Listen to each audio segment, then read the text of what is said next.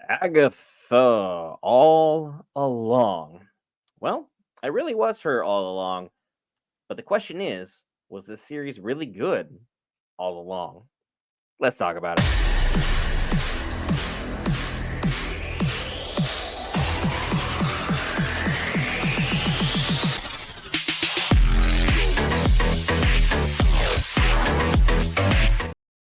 And the short answer is yes. Hey, you guys, welcome back to Geek Variant Sprint. Here, cover all things Marvel, DC, Lord of the Rings, anime, gaming, Star Wars, and more. But enough about my opinion. Here's the man whose opinion you care about in Marvel. Will, your thoughts on the finale of Agatha All Along? The finale of Agatha all along was solid for the most part. As we were discussing, we were doing our live stream. They kind of hit a lot of the right nails on, freaking on the head to kind of get this locked into place. As far as we got a little bit more closure, about 90%, as far as kind of with Agatha and the things that are going on with her. We understand a bit more about Billy and kind of focusing on what he's after, and we understand what happened with Jen. So, in a nutshell, the series was solid. I'll give it a solid, 8 out of 10 of that. But again, we still got some displacement. So we'll get into a little bit of that right now. Death was on point, and Death was here to take what was hers. She came and took Alice. We know freaking Lilia sacrificed herself, so that's another body for her count. And of course, the Salem Seven that were taken out by Lilia, we got that confirmation from Death. All those now belong to Death. What Death does with these, hard to say. But again, she needs them for a purpose or whatever she's collecting for. Billy and Jen having a moment, Agatha and Death having a moment. We kind of come to a head about, okay, we got to continue this story and get down to Witch's Road, which, as we find out, is one big circle. They pretty much just kind of round robin all the way back around to where they left their shoes in the first place. And we start getting the understanding of the last trial, what it is that they need to get out. And the last trial is a trial for everyone. Everyone's got to pretty much find a way to get what they want. And that is the only way that they're going to get out of the road. So that sequence itself was pretty dope. How they kind of set up. What do you think about it? It was a good setup overall, and the series has been fantastic in the fact that they've been able to give us little pieces of what's to come while hitting on stuff in behind and stuff that used to not make sense, like Lilia's whole entire arc finally has some level of payoff. Even in her parting words to Agatha, she's still seeing things in the future of stuff that transpires later on in this episode. So I think they did a very effective job of storytelling and really bringing a lot of things out to light. Wiccan for me was the standout character. I'm always going to be a fan of anything Aubrey Plaza brings to this role. And as always, Catherine Hahn was goofy as all get out, but she was the witch we needed. And truth be told, it was almost her this entire time. How did you think about the episode and how episode 7 finished out? Well, I think it finished out strong. We literally got kind of what everybody who survived the road. I think everyone kind of got what they were after, whether they realized it or not. Alice was able to get past everything, remember her powers, and do what she was meant to do as a protection witch. And even though she died and she was upset she didn't have enough time, she gets a chance to start over, she still did her job and lived up to her calling, which was great for her. Same thing with Lilia. Lived up to her freaking calling and did well for taking out a whole bunch of, I didn't expect her to be the one start taking out people like that. Absolutely fantastic. The fact is that we see Death and we see Death's many faces, and she was coming for Agatha, and she was like, yo, I want you. That was the whole thing, because once Wiccan, or say Jen realized that Agatha bound her and she's able to take back her power, she got out the road. She's gone. Once we focus on Billy and he's able to focus and really hunt for his brother, and Agatha helped him hunt, bam, he got the road. Agatha was still there, and she wanted what she wanted, which was her power back. And she was able to, use the kind of green witch powers, plant a little thing, make a dandelion, make a wish, whatever, and get herself out. But again, This is all part of Death's plan because Death's looking at you like, I either want you or I want Billy. And she really wants Billy because he's an anomaly. He's not supposed to be there. He got a second chance at life, which again, that's cheating Death more or less. And Death doesn't like that. Death doesn't like you getting one over her because I told you Death is about making deals and doing what Death needs to do to collect her quota. So when you sneak past Death, you avoid Death. Death's got a problem with it, and she's coming hunting. But the thing that I didn't like about it is once Agatha's a big enough prize that I guess she was willing to let Billy go if she got Agatha or Billy. Like both of them are big prizes. So it's kind of like which one do I want? And it seems like she didn't really care which one she got as long as she got one. But I kind of feel like if Billy's such the anomaly, like I kind of figure she'd be pulling for him a little bit more. What about you? I feel like she should have been pulling for him a little bit more, but at the same time, I understand given that Death's relationship with Agatha, this was something that was absolutely necessary for at least them for closure. Because otherwise, in my mind, my opinion on the series would be lesser than what it is. Because this entire series has been and will continue to be just the story of Agatha Harkness. This is her culmination of who she is for the most part, as we see in the next episode. We see that her physical life, her life on this earth, for all intents and purposes, the MCU, she did what she intended to do from the outset. And she showed that even someone who is as dark as she is, because girl's been on a rampage, a time or who knows how many, but she still has a heart at the end of the day and was willing to make the ultimate play to ensure that Billy was able to survive death. Because death is one of those characters, if it wants you, it gets you. It's just a matter of when. And for the time being, Billy is safe. Agatha makes the kiss of death and the ultimate sacrifice for the team. How did you feel about that moving forward into the next episode? I mean, I was fine with it. I love the touch of the kiss of death because again, that's just something that's been a term that we use throughout life. You always heard it, and several times if you watched any type of older movies or anything with supernatural, you've always heard the kiss of death. So the fact that that's how it was ended was fantastic. Like again, it's a perfect kind of icing on the cake. As far as I love it that in the end it was Wiccan who got the best of Agatha, so to speak, by getting in her head. And granted, Agatha still made a choice because she still had a choice to make. But Wiccan being able to kind of get in her head a little bit, so that was a nice little kind of throw. Like, hey, he kind of looked up to her and some of the stuff that she's done, so he's kind of taking a cue from her. So it was like student, teaching the master kind of thing. It's kind of like a transfer of power kind of moment. And it was good because you saw he was giving up the power, she was taking it, and she cut it off. So it shows that she cared about him to a degree. He, was being, the son that she didn't get to have for as long as she wanted to have. And we'll get more about that in the next episode. But again, it was setting up freaking a great arc for her, and it finished beautifully. It was a nice touch, and it was definitely something that Marvel did a very good job with. I feel as if episode 8 could have been truly the finale, but again, I get with episode 9 the way they did it, the way they did, because we were able to, in episode 9, kind of put pieces together as we saw that Wiccan discovered through his own intuition, really, that the road is something he conjured up.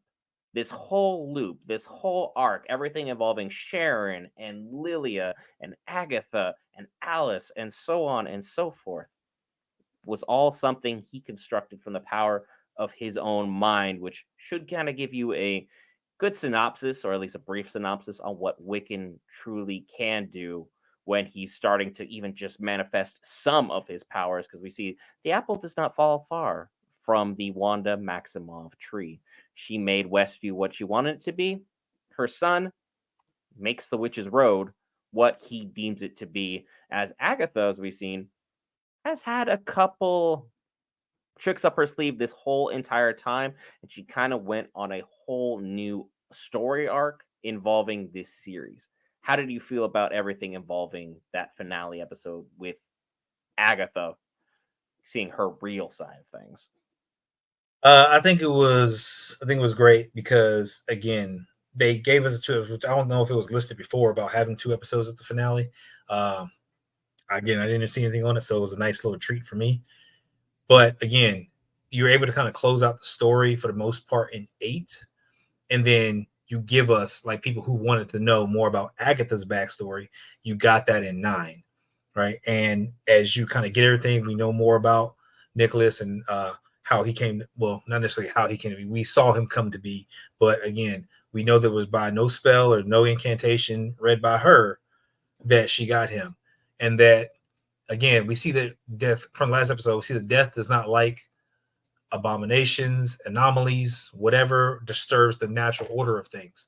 So that tells me that Nicholas was not part of the natural order and she was there for him, just like she was there for Billy. So because of that, she wanted to take him, but because of her relationship with Agatha, she gave her time. And even the time that she gave, Agatha, of course, and any parent will feel like it's not enough. She gave him what, 6 years, The devil's roughly. number? Yeah, 6 years. That's what that. So with that being said, after 6 years, again, that hard, thing had to come to pass, and it was a problem. But we get more, you get more feeling for Agatha, and you kind of get more understanding of the last lines that Billy gave. Is like, is this how your son died? Like, this how you lost your son? And that struck a chord with Agatha, because, and that's why I think she turned around, because she didn't give up her son willingly, as a lot of people thought that she did. Her son was taken from her. Death came in the night, silent as can be. Yeah, and that's something that she did, which is one of the reasons why she has such a love-hate relationship with death. Is like, I loved you for so long, but you do this to me, and I know it's your job, but you still did it to me. You did it tonight. Like, I didn't get to really say goodbye. Like, that's the whole thing. Like, he got to say goodbye to her, which I thought was a sweet touch, so that, but she didn't know it. She woke up and she saw that he was gone, and that was gut wrenching. So seeing that and just her whole thing, it made sense for Agatha's story. And then just that was enough to, like, I was happy with that as far as it goes. But they gave us a little bit of cherry on top when they had Wiccan come to realize that he can still speak with Agatha in spectral form, because that's how the last episode closed out. He was shocked by something, and we see that it's Agatha in spectral form, and she's able to talk to him, and kind of they had a conversation, and she kind of let him know, like, this is a feeling that you kind of got to get used to, because in the last episode, and I was waiting to hit on this, when he got out again, he got out because he was searching for his brother, and he left, and that let me know that he found his brother, or at least brought his brother back, a young boy who was being teased or something at some point, and eventually drowned as part of his process of moving on to the next life. Agatha was saying that, hey, deaths happen often, like, and she would know. I mean, she was in a relationship with death. Deaths happen often. So this was not something that you caused. It was something that was happening. You just found a vessel to do it. And she let him know that, yes, I'm a witch, and I've taken out my coven several times. And he was on the same thing. Well, I've taken out my coven too. He's like, did you? It's like Mrs. Hart was an accident. Nobody knew how that was gonna necessarily go, and that was part of Agatha kind of putting that along. Lilia made her own choice, sacrifice. Alice made her own choice in the sacrifice. Jen survived, got to the end of the road, got her powers back, and flew off to who knows where. And then he was able to bring back his brother in some capacity. So he has saved lives in that process. So, he's not as bad as he thinks, or Agatha is making him out to be. Well, she kind of at the end didn't really make him out to be bad. She was kind of letting him know that you aren't as bad as me. But it was a nice little touch on the end of setting up, like, hey, we got to go find your brother. And that's the kind of meat and potatoes of, I guess, the next part of the story.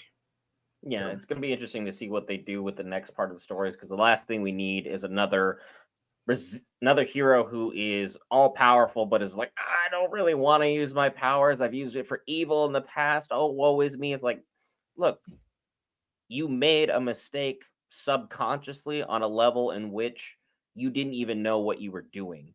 And if you were give any ordinary person some level of powers or abilities, things can happen. And every single member who wanted to go down the road made that choice willingly. Sharon may have been semi quote unquote tricked. She wanted an adventure. She got one. The protection witch wanted redemption. She got it. The divination witch wanted to be able to tell her own story and see it through. She did. Our green witch Jen wanted to get her powers back. Got it. Agatha wanted her powers back. Got it temporarily. And then it's now being passed on as this mentorship role. So we have a lot of good things moving from the story. We had a lot of breakout characters. Things were well told. It was definitely an 8 out of 10 series for me.